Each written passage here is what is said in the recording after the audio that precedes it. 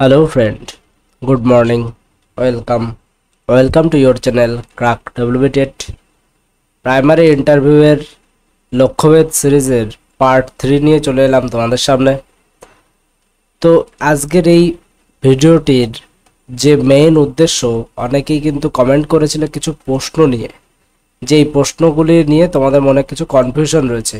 তো আজকে এই ভিডিওটিতে সেই সমস্ত কনফিউশনগুলি সমাধান করার চেষ্টা করব।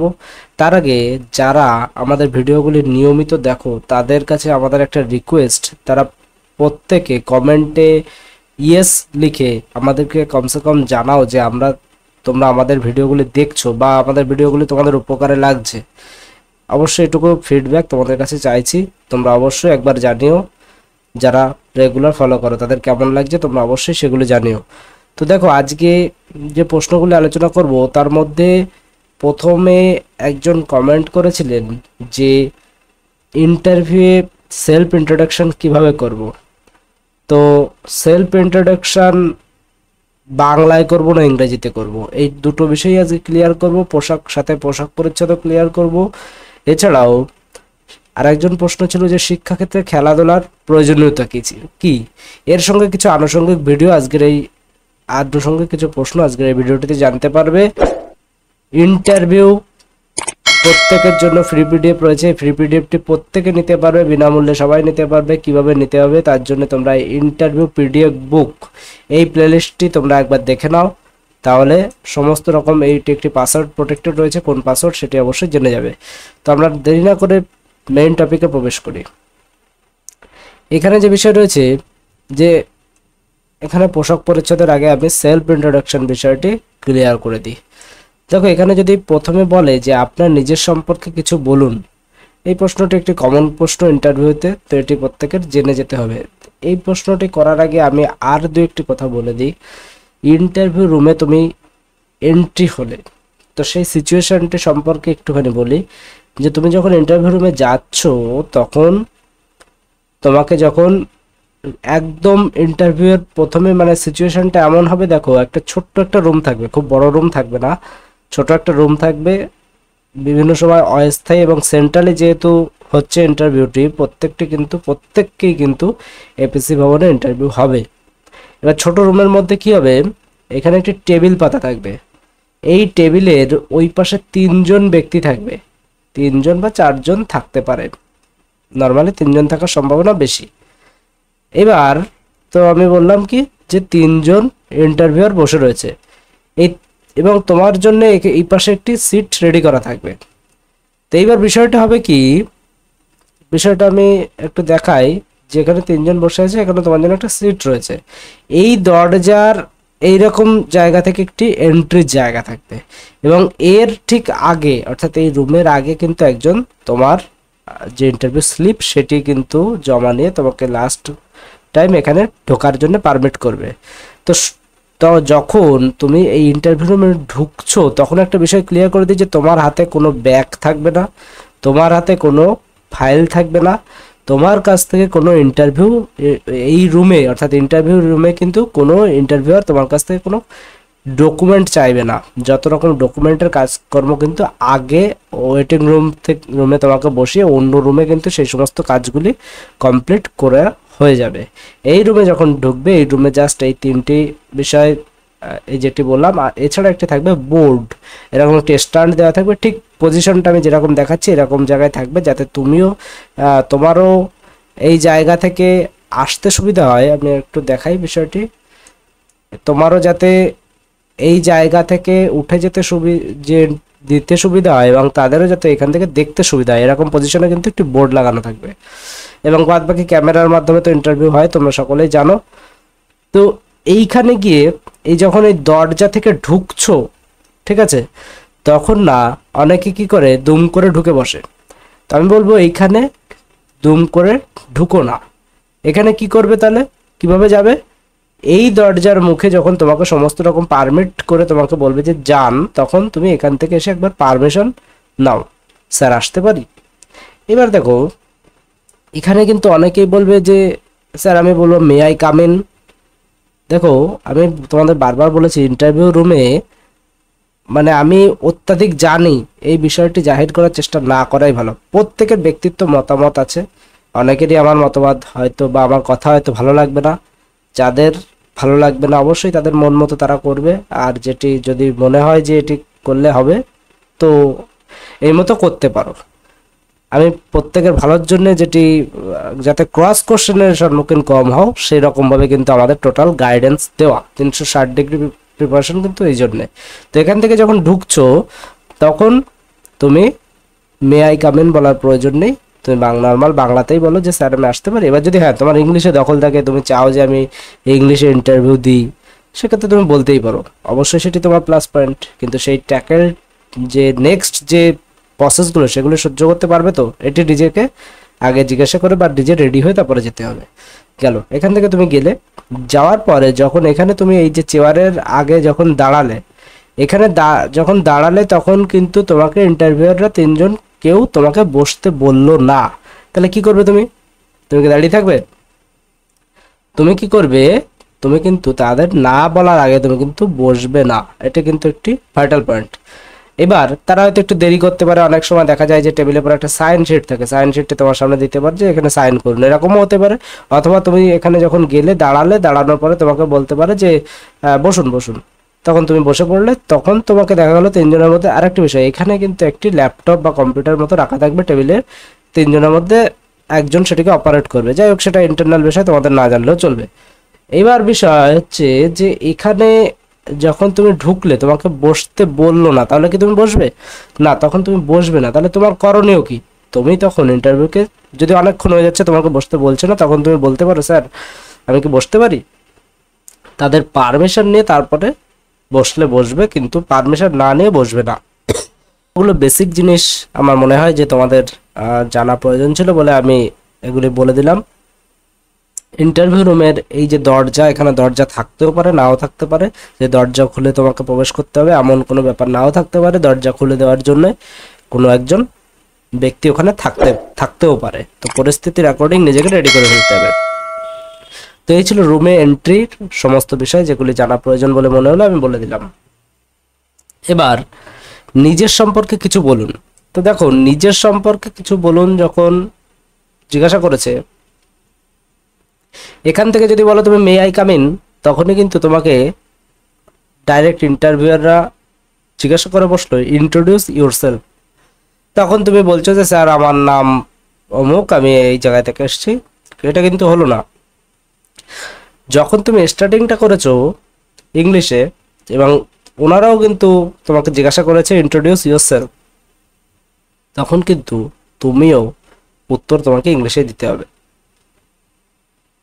তাহলে আলটিমেট সেই জায়গাটা, সেই সিচুয়েশনটা তৈরি করলো কে?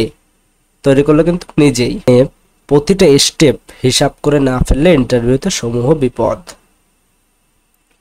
তো যখন তোমাকে বললো যে আপনি নিজের সম্পর্কে কিছু বলুন, তখন তুমি বলবে, আরেকটি বিষয় বলে দিই।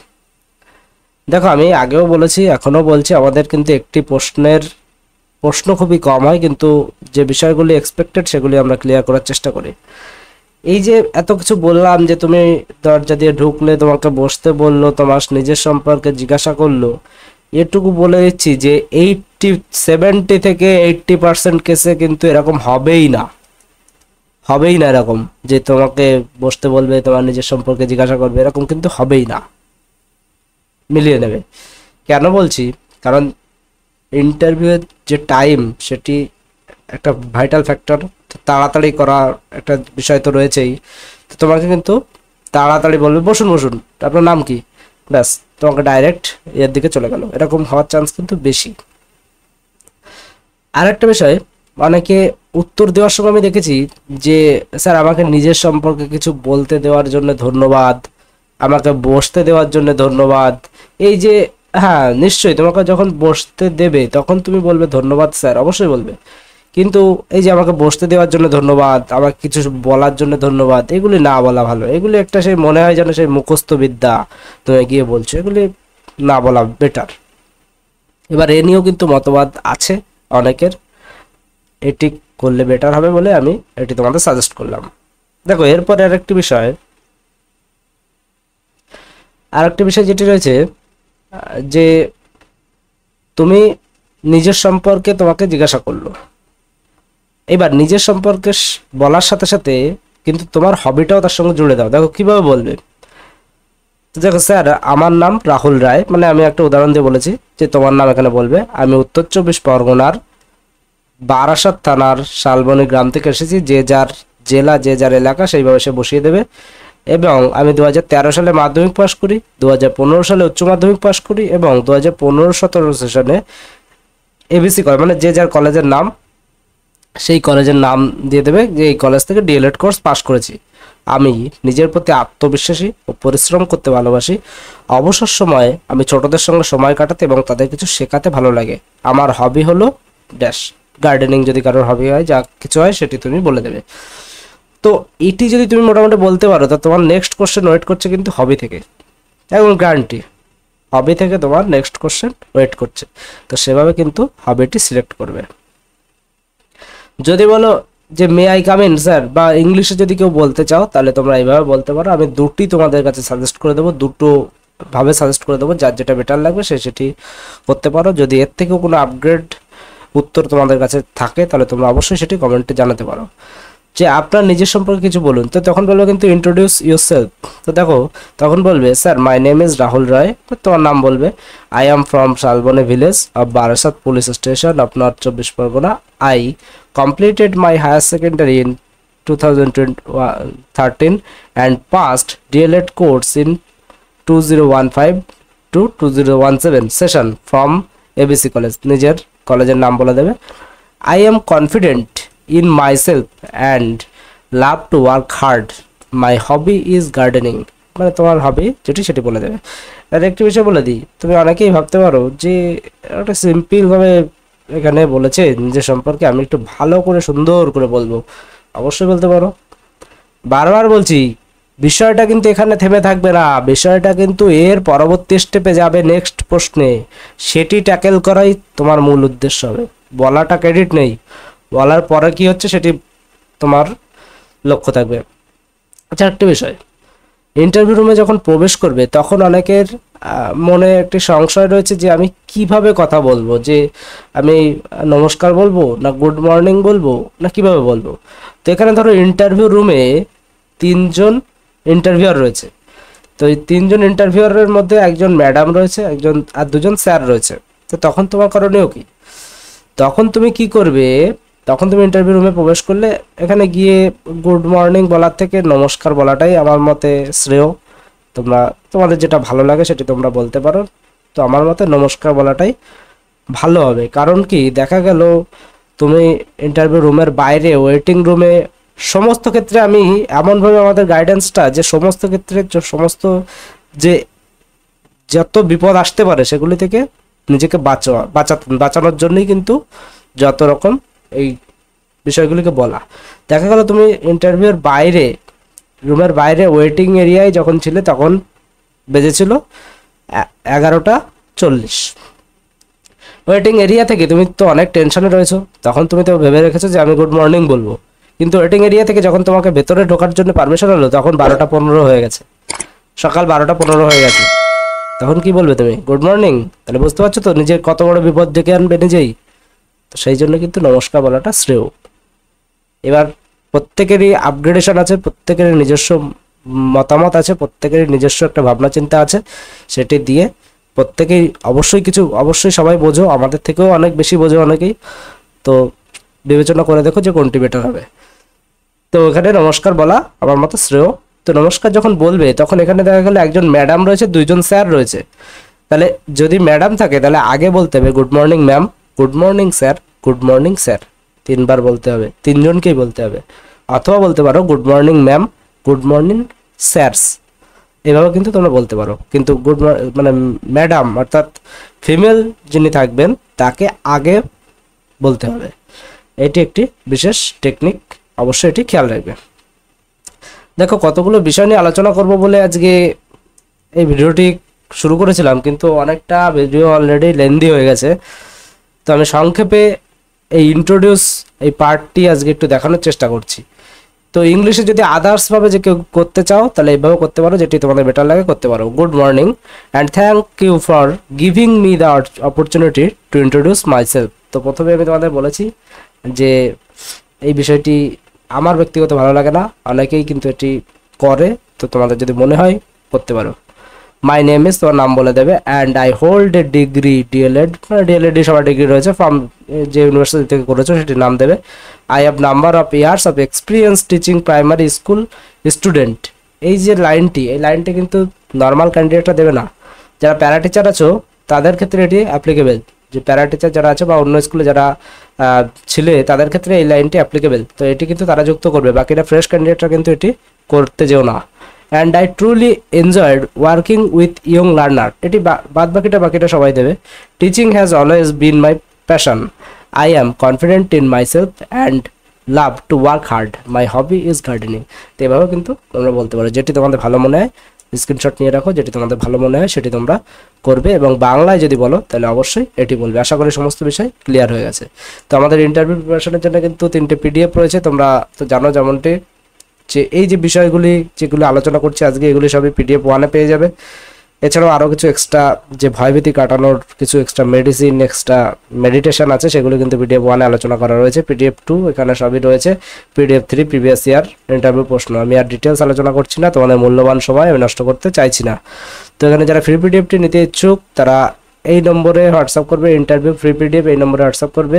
এবং যারা পেইড পিডিএফ 3টি নিতে ইচ্ছুক ইন্টারভিউ লিখে হোয়াটসঅ্যাপ করবে এই নম্বরে। বর্তমান অফার জানার জন্য তোমরা হোয়াটসঅ্যাপ করে দেখে নেবে। ইন্টারভিউ সম্পর্কিত যে কোনো কোয়ারিজের জন্য ইন্টারভিউ পিডিএফ বুক প্লেলিস্ট ওপেন করে ইন্টারভিউ পিডিএফ বুক প্লেলিস্টটি দেখে নেবে। এবং যারা ইন্টারভিউ প্রিপারেশন নিচ্ছে অবশ্যই এই প্রাইমারি ইন্টারভিউ প্রিপারেশনে এখানে প্রায় 150টি প্লাস ভিডিও রয়েছে, এটি অবশ্যই দেখে নিতে পারো। চলে যাই যে কী ধরনের পোশাকটি কি পরা ভালো। তো এখানে দেখো ছেলেদের জন্য যে প্রেফারেবল পোশাক সবাই কম বেশি জানো, যে হাফ হাতা বা ফুল হাতা সাদা শার্ট পরতে পারেন, black pant white shirt best combination. তো ব্ল্যাক প্যান্ট এবং হোয়াইট শার্ট বেটার অপশান। এবং হাফ হাতা বা ফুল হাতা যেরকম যে সিজন থাকবে সেই হিসাবে কিন্তু তোমরা এটা চয়েস করতে পারো। নতুন জামা কিনে ডাইরেক্ট সেটি পরে যাওয়ার চেষ্টা করো না, নতুন জামা কিনে সেটি ধুয়ে আয়রন করে তারপর পরে যাবে, যাতে নিজের কাছে ফ্লেক্সিবল মনে হয়। কারণ স্ট্রেসের বসে কিন্তু ঘাম বা বিভিন্ন শারীরিক সমস্যা কিন্তু হবে। মেয়েদের জন্য পোশাক, মেয়েদের জন্য চুড়িদার বা শাড়ি পরতে পারে, ডিজাইন করা চুড়িদার পরবেন না, টাইট চুড়িদার পরবেন না, কুচকানো প্যান্ট পরে যাবেন না, তবে শাড়ি মেয়েদের জন্য বেস্ট অপশান। তো বুঝতেই পারছো যে কোনটি পরে যাওয়া ভালো। তো আর যে বিষয়গুলি লক্ষ্য রাখা প্রয়োজন, যে হাতে বালা বা আংটি কোনো যেন না থাকে, এগুলি না পরে যাওয়াই ভালো। নখ মানানসই কাটতে হবে, যে অনেকেই আছে অনেক যে ফিমেল ক্যান্ডিডেটরা একটু ডিজাইন করে নখ যে সমস্ত বিষয়গুলি রয়েছে সেগুলি কিন্তু না করা ভালো। নেল পলিশ করা যাবে না। বাম হাতে সুন্দর ঘড়ি পরে যাবেন, তবে বেশি রঙের যেন ঘড়ি যেন না হয়। একজন টিচার উঠবি টিচার, তুমি একটা ঘড়ি পরে গেছো যেন দেখেই যে স্টুডেন্টরা তোমার দিকে না থেকে ঘড়ির দিকে তাকিয়ে রয়েছে, এরকম ঘড়ি যেন না হয়। ছেলেরা কালো বেল্ট এবং পালিশ করা জুতো পরে যেতে পারেন, মহিলারা নরম সাধারণ হিলের জুতো পরবেন, কোনোভাবে উঁচু হিল জুতো কিন্তু পরবে না। জুতো স্পেলিং বানান কিন্তু এখানে একটু এরর রয়েছে। তো এই ছিল মোটামুটি বিষয়। আর একটি বিষয় যে নিজেকে পজিটিভ রাখার যে সিক্রেট উপায় আজকের এই ভিডিওতে আমি দেখাচ্ছি না। আজকে আরেকটি বিষয় যেটি নিয়ে আলোচনা করব সেটি রয়েছে যে শিক্ষাক্ষেত্রে খেলাধুলার প্রয়োজনীয়তা কি, এটি একজন জিজ্ঞাসা করেছিলেন। মোটামুটি যদি আমাদের চোখে পড়ে তাহলে যে বিষয়গুলি তোমাদের অসুবিধা রয়েছে সেগুলো কিন্তু আমরা একবার ক্লিয়ার করে দেওয়ার চেষ্টা করি। তো দেখো, শিক্ষাক্ষেত্রে খেলাধুলার প্রয়োজনীয়তা এটি কি। তো এক্ষেত্রে তুমি টু দ্য পয়েন্টে উত্তর দেবে এবং সুন্দরভাবে উত্তর দেবে। তো শিক্ষাক্ষেত্রে খেলাধুলার প্রয়োজনীয়তা কি, তুমি বলবে যে প্রথম কথাই বলবে শিক্ষাক্ষেত্রে খেলাধুলা অর্থাৎ খেলার মাধ্যমে শিক্ষা শিশুর সামগ্রিক বিকাশে সহায়তা করে। এছাড়াও আরও কতগুলি বিষয় রয়েছে যেগুলি খেলাধুলার মাধ্যমেই শিশুর বিকাশ হওয়া সম্ভব। যেমন রয়েছে শারীরিক বিকাশ, দলগত কাজের চেতনা, মানসিক স্বাস্থ্য, চাপ কমানো, শৃঙ্খলা নিয়মানুবর্তিতা শেখায় খেলা, নৈতিক শিক্ষা দেয়, একাগ্রতা ও ধৈর্য আনে, নেতৃত্বের গুণাবলীর অধিকারী করে এই খেলাধুলা। তাহলে যদি শিক্ষাক্ষেত্রে খেলাধুলা একটা ছোট ক্লাসে পিপি বা 1 ক্লাসের বাচ্চাদের পড়ার কথা যদি বলা হয় তাহলে সে কিন্তু পড়তে চাইবে না। কিন্তু তাকে যদি খেলার মাধ্যমে, ধরো আমি 1 ক্লাসে কোনো বাচ্চার পড়াতে হবে, তাহলে আমার তাকে যোগের ধারণা শেখাতে হবে। তো যখনই আমি বলছি যে বলো তো 2 যোগ 3 কত, সে বলছে স্যার পড়বো না, ভালো লাগছে না, আজকে পড়তে ইচ্ছা করছে না। তুমি চুপ করে তখন চলে যাও স্কুলের যে সমস্ত টিএলএম গুলি আছে সেগুলোর মধ্যে দিয়ে দেখো পুতুল আছে, বিভিন্ন আরো যে সমস্ত খেলনা যেগুলো আছে সেগুলো কিন্তু আছে। সেখান থেকে তুমি এক কাজ করো, 3টে পুতুল নিয়ে আসো, 3টে পুতুল নিয়ে এসে একজনকে দাও, আর 2টো পুতুল নিয়ে এসে আর একজনকে দাও। এইবার দিয়ে তাদের বলো তো তোমাদের দুজনের কাছে মোট কটা পুতুল আছে? হ্যাঁ স্যার 3টে 2টো 5টা পুতুল আছে। তাহলে তোমরা পেলে কি করে? হ্যাঁ, এইটাকেই আমরা যোগ বলি। তাহলে এই যে বিষয় অর্থাৎ খেলার মাধ্যমে শিক্ষাটি দিলাম, তাদের কিন্তু আমার যে স্বার্থ সিদ্ধি সেটা কিন্তু হয়ে গেল, কিন্তু বিষয়টা কিন্তু খেলার মাধ্যমে আমরা দিলাম। অর্থাৎ খেলা শিশুর সামগ্রিক বিকাশে সহায়তা করে। এত কথা বলার তো ওই সময় সুযোগ পাবে না, তো মোটামুটি এই কনসেপ্টটা দিয়ে নিজেরা তৈরি করে নাও। আমি আরেকটা বিষয় বলি, অনেকে ভাবতে পারো যে উত্তর না বলে এত এত রকম কথা বলছে, কিন্তু আমি বলি যে নিজে যদি অ্যাবিলিটি তৈরি, যে আমি এখান থেকে একটা জিনিস বলে দেবো সেটা মুখস্থ করে ইন্টারভিউতে ঢেলে আসবে, তাদের ইন্টারভিউ ভালো হবে না, গ্যারান্টি। তো ইন্টারভিউর জন্য নিজের বিকাশ করতে হবে, নিজের যত বিকাশ হবে তত কিন্তু ট্যাকল করতে পারবে। এর কোনো সিলেবাস নেই যে এখান থেকেই প্রশ্ন আসবে, কোথা থেকে প্রশ্ন আসবে আমরাও জানি না। তাহলে নিজে যদি রেডি থাকি না, তাহলে যে কোনো প্রশ্ন তো তুমি করাবে ইন্টারভিউয়ারকে, আমি সে টেকনিকও শিখিয়েছি। তো সেইভাবে কিন্তু রেডি করতে হবে, এই পয়েন্টগুলো উল্লেখ করতে পারো। আর সামগ্রিক বিকাশ এই কথাটি কিন্তু সুন্দর করে বলতে হবে, যে শারীরিক বিকাশ, যদি একটি শিশু খেলাধুলা করে তাহলে তার শারীরিক বিকাশ হবে, অবশ্যই তার হাত পা শরীর স্বাস্থ্য ভালো থাকবে। দলগত কাজের চেতনা, দলগত 2টি দল করে বা 3টি দল করে যদি কোনো কাজ করতে দেওয়া হয়, বা কোনো খেলার মাধ্যমে কোনো শিক্ষা বা প্রজেক্ট প্রকল্প পদ্ধতির কোনো কাজ দেওয়া হয়, বা খেলার মাধ্যমে কোনো কাজ যদি দেওয়া হয়, তাহলে তাদের মধ্যে একটা দলগত যে হ্যাঁ ও আমার ক্যাপ্টেন বা আমাদের সবাইকে নিয়ে চলতে হবে, এরকম একটা মানসিকতা তৈরি হয়। মানসিক স্বাস্থ্য চাপ কমে, যে পড়তে হবে এরকম চাপটা কমে যায়। শৃঙ্খলা নিয়মানুবর্তিতা, যে খেলার মধ্যে একটা নিয়ম আছে যে এই যে ধরো আমি এই যে একটা দাগের এই সাইডে আসলে আমি আউট হয়ে যাব, তাহলে এই যে নিয়মানুবর্তিতা এটিও কিন্তু খেলার মাধ্যমে শেখা যায়। নৈতিক শিক্ষা দেয়, একাগ্রতা ধৈর্য আনে, যে খেলার মধ্যে যে আমি এটি করলে আউট হয়ে যাব ইত্যাদি বিষয়ে যে একাগ্রতা ও ধৈর্য আনছে। নেতৃত্ব গুণাবলী, এই পয়েন্টগুলিকে মাথায় রেখে মোটামুটি সুন্দরভাবে বলে দেবে। আর যেটি বললাম যে এক কথায় যদি উত্তর দাও, তাহলে শিক্ষার ক্ষেত্রে খেলাধুলার প্রয়োজনীয়তা হলো খেলাধুলা শিক্ষা ক্ষেত্রে শিশুদের সামগ্রিক বিকাশে সহায়তা করে, যেমন শারীরিক বিকাশ, দলগত কাজের চেতনা, যে পয়েন্টগুলি বললাম সেগুলি একটু সুন্দর করে বলে দিলে মিটে যাবে। তাহলে এই ছিল আজকের গুরুত্বপূর্ণ আপডেট। ভিডিওটি ভালো লাগলে অবশ্যই বন্ধুদের মাঝে শেয়ার করো, চ্যানেল নতুন হলে চ্যানেলটিকে সাবস্ক্রাইব করে রাখো, এবং তোমাদের ভিডিওগুলি কেমন লাগছে তোমরা অবশ্যই কমেন্ট করে জানিও। Thank you.